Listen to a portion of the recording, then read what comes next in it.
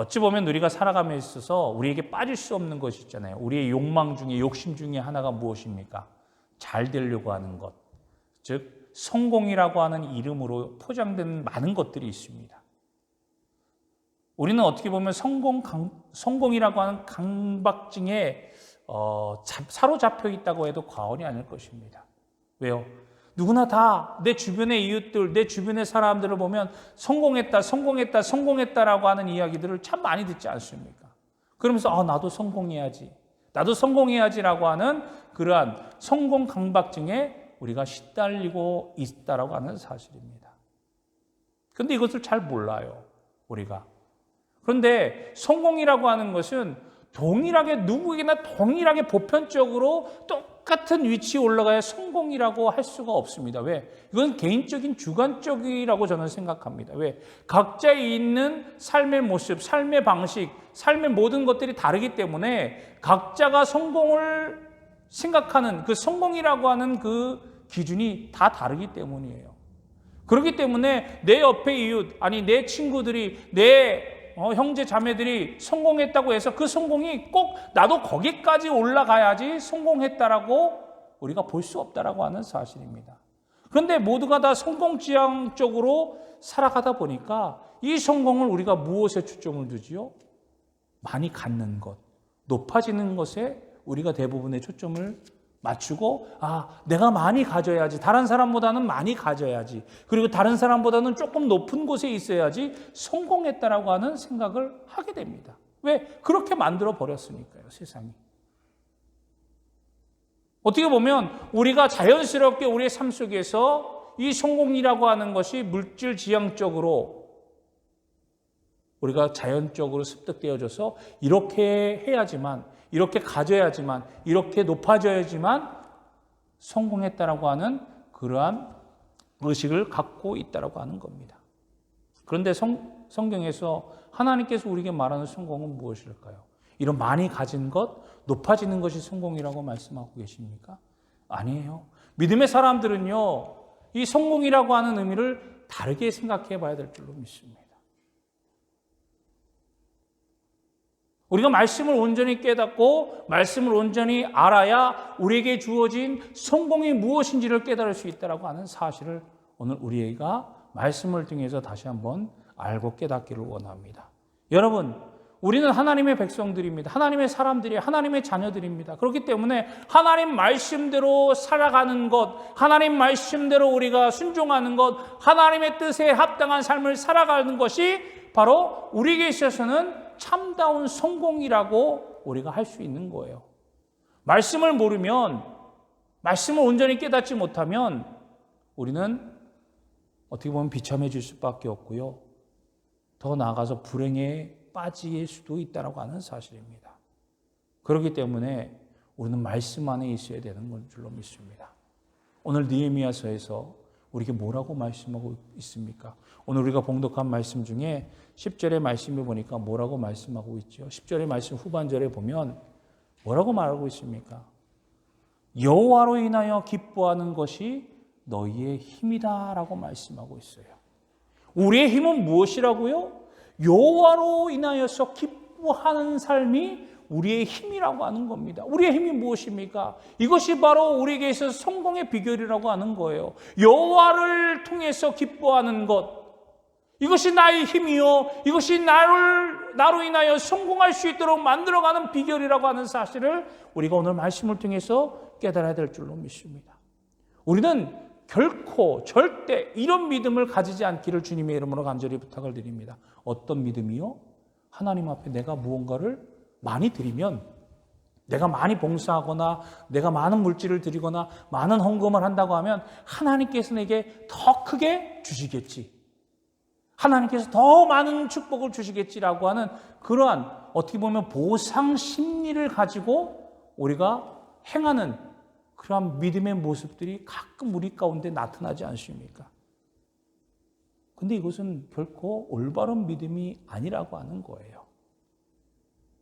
우리는요, 아무리 대단한 축복과 또 성공의 길이 우리 앞에 보여지고 어떤 감언이설과 어떤 달콤한 유혹의 말이 있다 할지라도 결코 그것이 말씀 안에서 우리에게 주어진 하나님의 길인지 우리는 분별할 수 있어야 된다고 하는 거예요.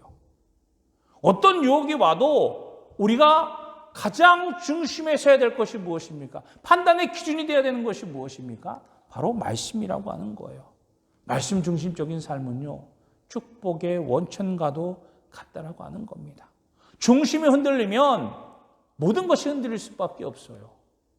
우리가 말씀을 바로 알면 그 어떤 상황과 어려움과 위협이 찾아와도 우리는 결코 흔들리지 않게 되는 것을 여러분 기억하시기를 바랍니다. 그렇기 때문에 우리는 말씀을 사모하고 말씀을 높이고 말씀에 적극적인 반응을 해야 될 줄로 믿습니다. 오늘 느헤미야서에서 이스라엘 백성들이 말씀을 받았을 때 어떠한 현상이 일어나는지, 어떤 모습이 일어나는지 오늘 우리가 함께 은혜를 나누고자 합니다. 그래서 우리들의 모습 속에서도 지금 현대에 얼마나 많은 말씀의 홍수 속에 빠지고 있습니까? 우리가 정말 내가 원하기만 하면 내가 쉽게 말씀을, 내가 원하는 말씀을 들을 수 있는 그런 시대가 되지 않았습니까? 그런데 내가 원하는 말씀만 찾아 듣는다면 그것이 진정한 믿음의 성장이 일어나겠습니까? 아니에요. 결코 그렇지 않습니다.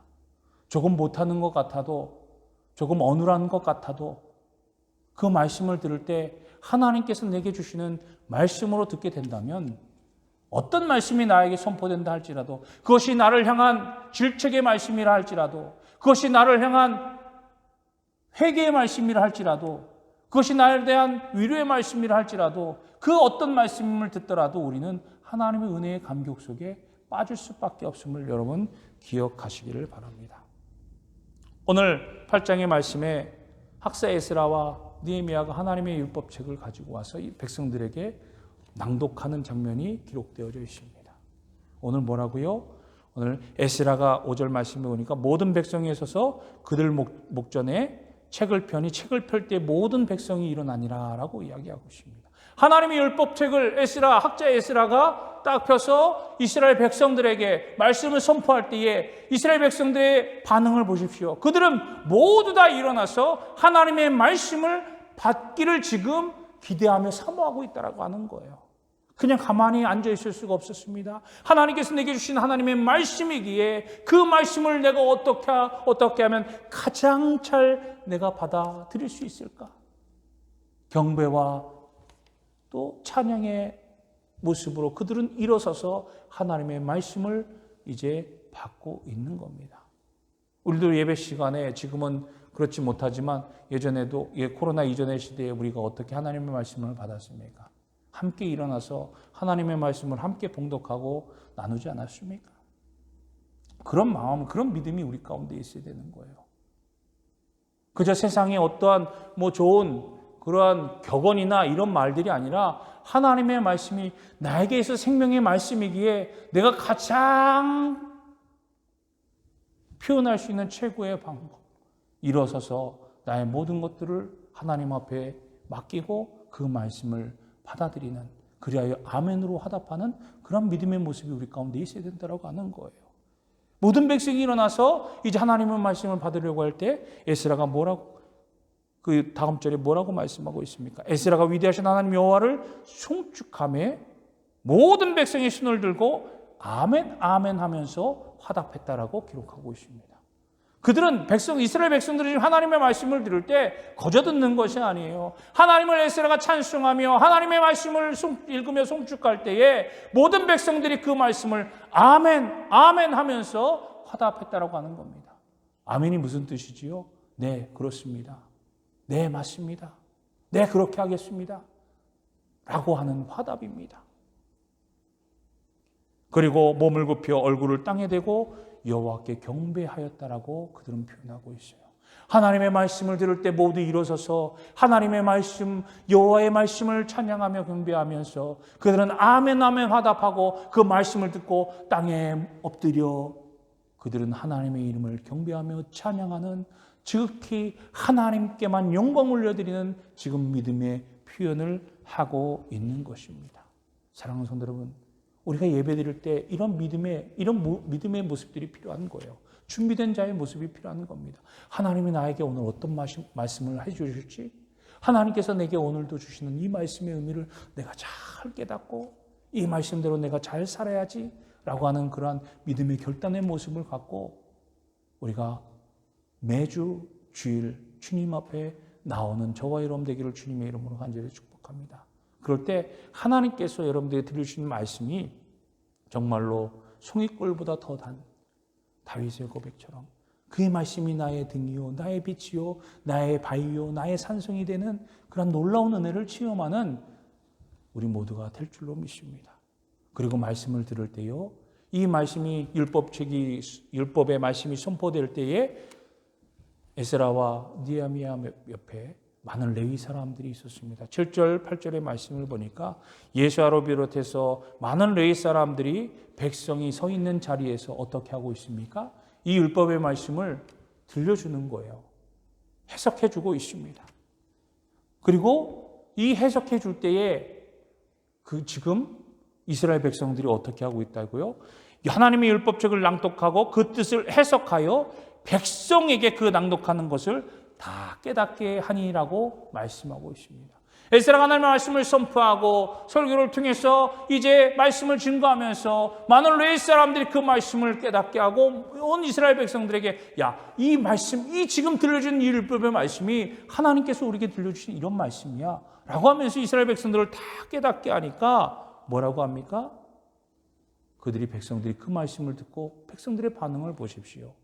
하나님의 말씀을 들을 때에 모두 일어서서 말씀을 듣고서 하나님 앞에 하나님을 찬양하며 경배하면서 땅에 엎드려서 하나님을 경배하면서 이 율법이 선포되어지고 레위 사람들이 이 율법의 말씀을 가르쳐 깨닫게 하니까 이제 이스라엘 백성들이 하는 행동이 무엇입니까? 9절에 보니까 백성이 율법의 말씀을 듣고 다 우는지라라고 기록하고 있어요.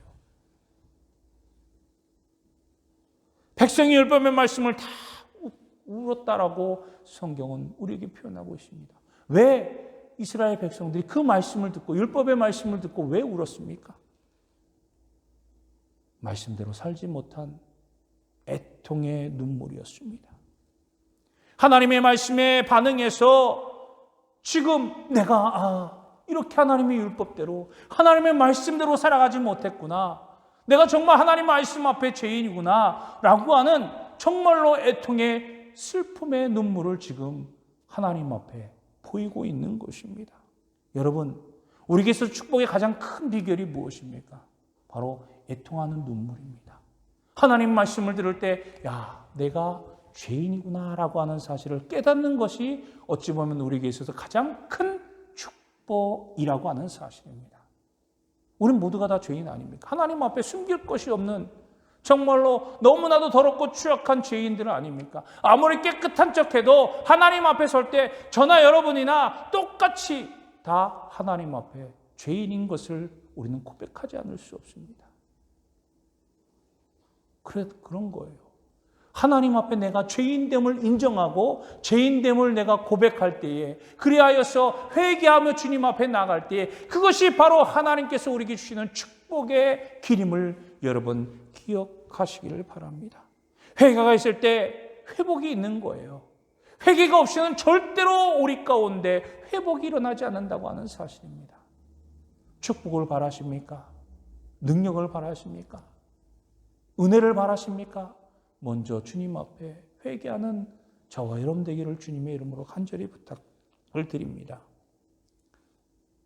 눈물을 회복해야 되고 우리의 마음을 찢는 그런 자복이 필요하다라고 하는 거예요. 눈물이 없으면요 마음이 메마르게 됩니다. 그래서 눈물이 없는 사람은요 참 변화하기가 힘듭니다. 왜? 메말랐기 때문에 마음이 변화가 쉽지가 않습니다. 여러분, 우리가 잘못 생각할 때가 있어요. 눈물을 흘리고 눈물을 보이면 뭔가 내가 부족하고 연약한 모습으로 다른 사람들에게 정말로 손가락질 당하고 다른 사람들이 이상하게 생각하지 않을까라고 수치심이 가득하게 보일 수도 있다라고 하는 착각 속에 우리는 있습니다. 하지만 믿음 안에서 눈물은요 결코 그런 의미가 없습니다. 눈물은요 잘못된 것도 아니고 수치도 아닙니다. 이것은 하나님 앞에 나의 죄를 자복하고 하나님 앞에 은혜를 받는 은혜의 축복의 통로임을 여러분 깨달으시기를 바랍니다. 물론 우리가 아파하고 고통 때문에 슬퍼해서 우는 눈물은 우리가 참아야 됩니다. 하지만 회개의 눈물은 결코 참아서는 안 됩니다. 사람의 모든 문제의 원인이 무엇 때문인지 아십니까? 그것은 아무리 변명하려고 해도 우리 가운데 있는 죄의 문제 때문입니다. 죄의 요소 때문이에요. 사람의 모든 문제의 원인은 어찌 보면 죄의 결과입니다. 그런데 이 죄를 모르기 때문에 자꾸 둔감해지는 거예요.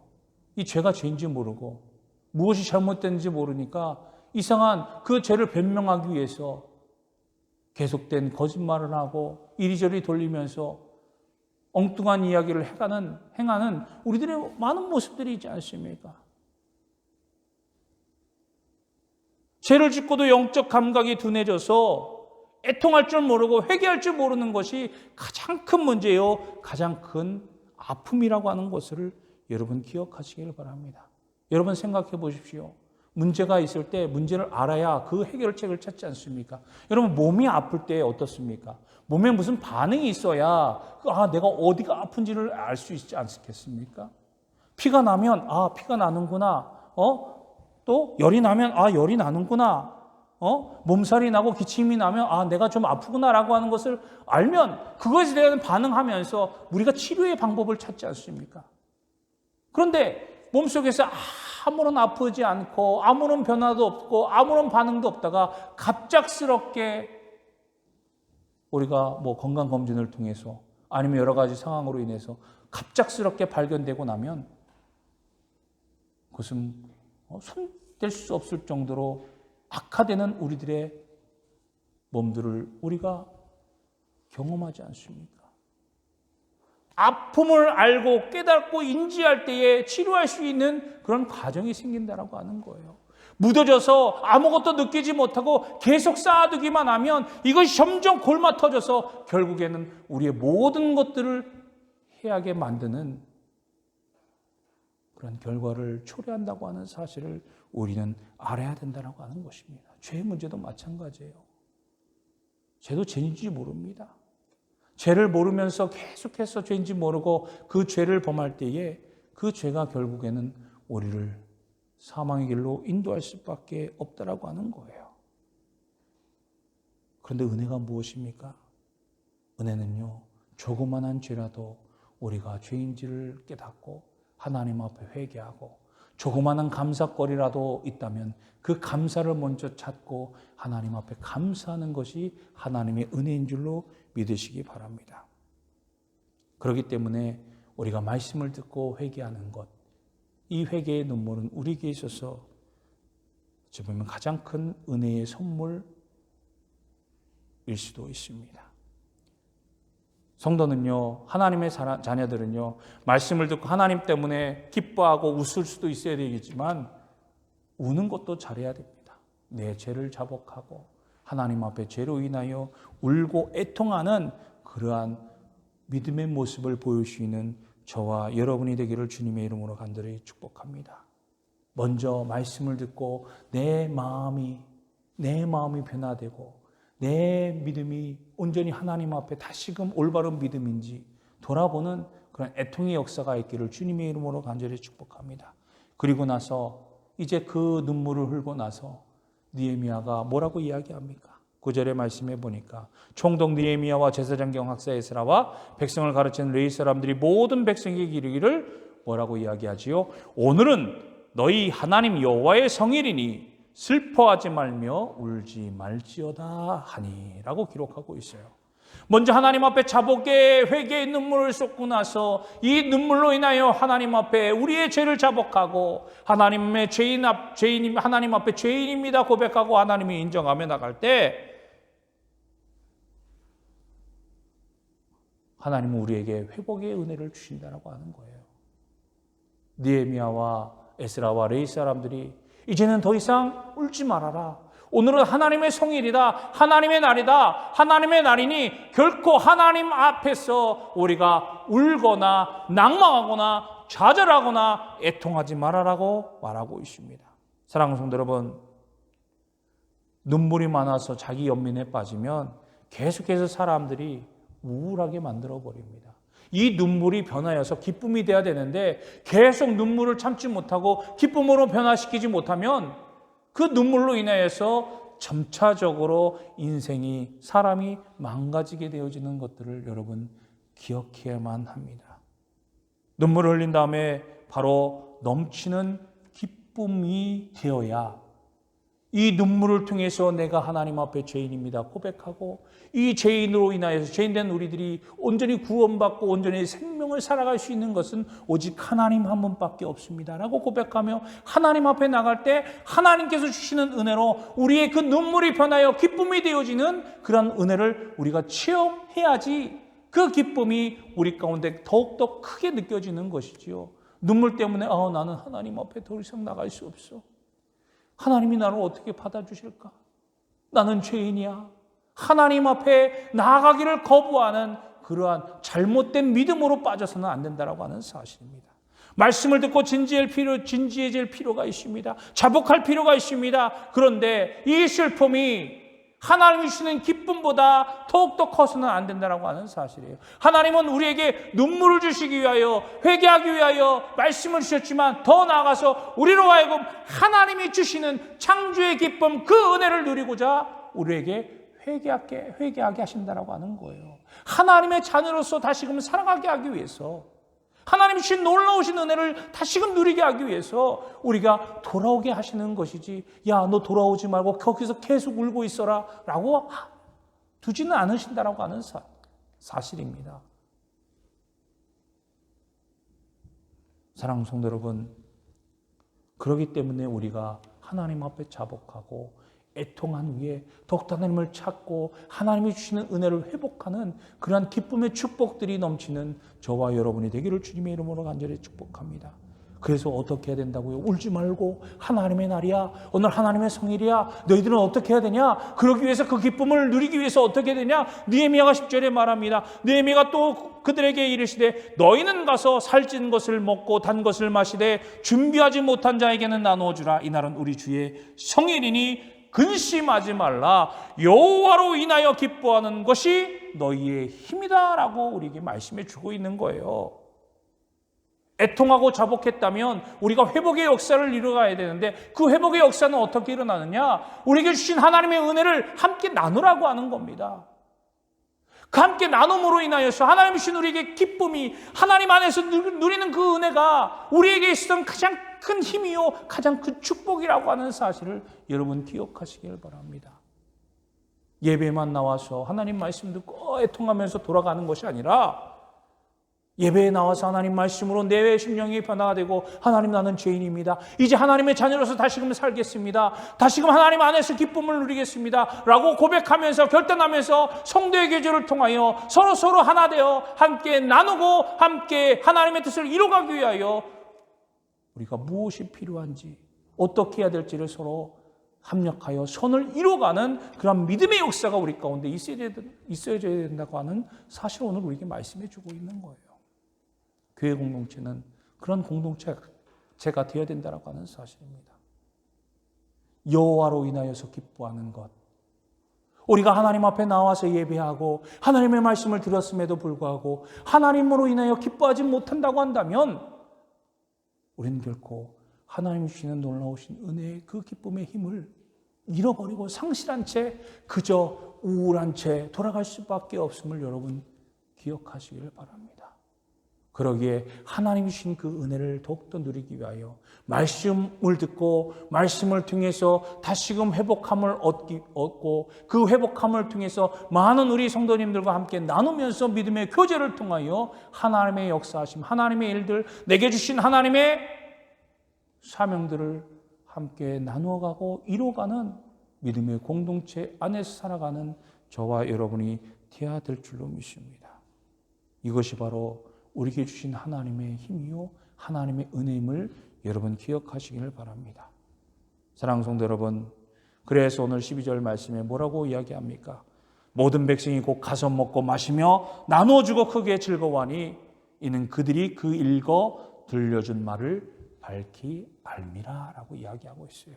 말씀을 온전히 깨닫고 온전히 나누는 것은 바로 우리가 우리의 믿음의 모습을 통해서 보여줘야 되고 증거되어진다고 하는 것입니다. 그저 나만이 기뻐하고 나만이 깨닫고 내 안에 문제가 해결됐다고 해서 나만이 즐거워하는 것이 아니라, 나만이 기뻐하는 것이 아니라 우리 공동체 믿음 안에서 하나님 주신 은혜를 날마다 나누고 함께 합력하여 선을 이루어가는 그러한 믿음의 승리자로 우리는 세워져야 된다고 하는 것입니다. 사람의 제일 되는 목적이 무엇입니까? 그것은 하나님을 영원롭게 하고 영원토록 그를 즐거워하는 것이 우리 사람의 목적입니다. 우리의 목적이에요. 하나님을 영원롭게 하고 영원토록 하나님 안에서 우리가 기뻐하고 즐거워하는 것입니다. 오늘 느헤미야도 그것이 우리의 힘, 너희의 힘이라고 말하고 있어요. 우리의 힘이 이 안에 있습니다.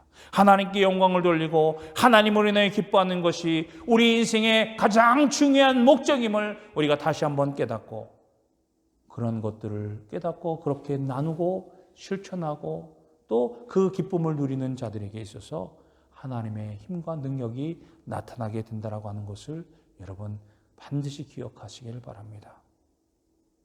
우리는 그러므로 신앙생활할 때, 믿음으로 행할 때 어떻게 해야 되겠습니까? 기쁨으로 해야 되는 거예요. 봉사를 할 때도 기쁨으로, 또 사명을 감당할 때도 기쁨으로, 사역을 할 때도 기쁨으로. 왜? 이 기쁨이 나의 힘이기 때문입니다.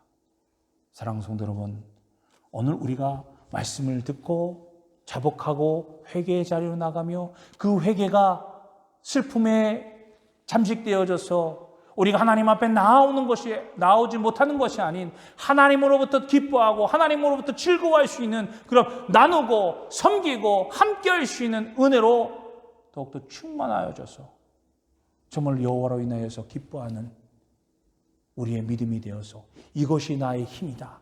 나는 하나님으로 인해서 기뻐합니다. 하나님만이 나의 힘입니다. 하나님만이 나의 능력이십니다라고 고백하며 날마다 기쁨으로 승리하는 저와 여러분이 되시기를 주님의 이름으로 간절히 축복합니다. 이 은혜가 이제 남은 2022년 한 해 동안에도 여러분들의 삶 가운데 계속해서 증거되어지고 고백되어져서, 야, 나는 하나님으로 인하여 기뻐합니다. 이것이 나의 힘입니다라고 끝까지 고백하며 하나님 앞에 설 수 있는 저와 여러분이 되시기를 주님의 이름으로 간절히 축원합니다. 기도하겠습니다.